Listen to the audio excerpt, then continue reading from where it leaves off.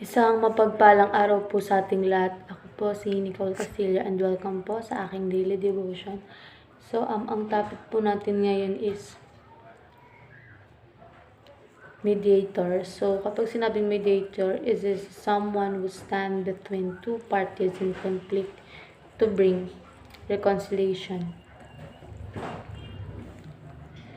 In the Christian faith, Jesus is the perfect mediator between holy God and sinful humanity. Because of our sin, we cannot approach God on our own, but through His sinless life, atoning death and victorious resurrection. Jesus bridged the gap, making peace by His blood.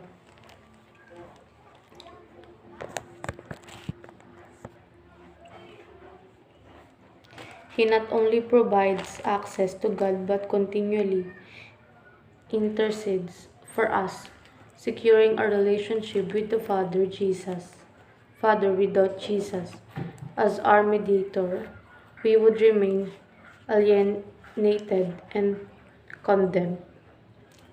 So ayon sa 1 Timothy chapter 2 verse 5, for there is one God and one mediator between God and mankind, the man Christ Jesus.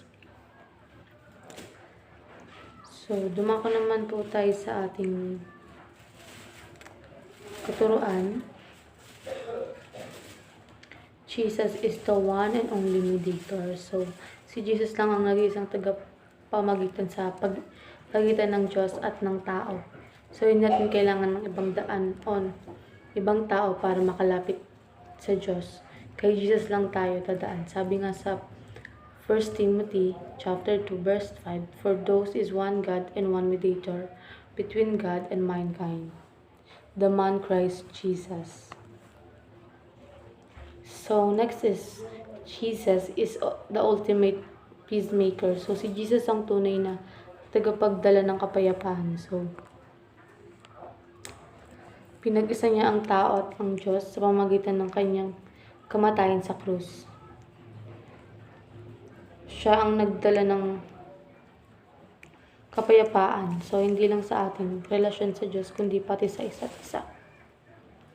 Next is, Jesus calls us to be peacemakers. So, tinawag tayo ni Jesus na maging tagapagdala rin ng kapayapaan. Hindi lang siya ang gumawa ng peace, gusto niya tayo rin. Sabi niya sa Matthew chapter 5 verse 9, blessed are the peacemakers, for they will be called children of God. So, kaya bilang mga anak ng Diyos, dapat din tayong gumawa ng hakbang para sa pagkakasundo at kapayapaan. And then sa applications, proclaim Jesus as our sole mediator. So, i-share natin sa iba na si Jesus lang ang tanging tagapagligtas o tagapamagitan. So, hindi religions, hindi mabuting gawa, kundi si Jesus lang ang daan patungo sa Diyos. So, i-proclaim natin ito sa ating buhay at salita. And also, promote peace and reconciliation sa pamilya, sa church, sa trabaho. Maging daan tayo ng kapayapaan. Kung may alitan, mag-initiate tayo na ng reconciliation. So, piliin natin magpatawad, umintindi at umunawa tulad ng ginawa ni Jesus para sa atin. And last is, pray for our own Christians court care, so Christian arbitrations for reconciliations and equity. So, ipanalangin natin sa simbahan natin ay magkaroon ng biblical way para ayusin ang mga conflict. So, hindi lang sa pamamagitan ng korte ng mundo, kundi sa pamamagitan ng CARA or care. Antayin lang po, maraming salamat.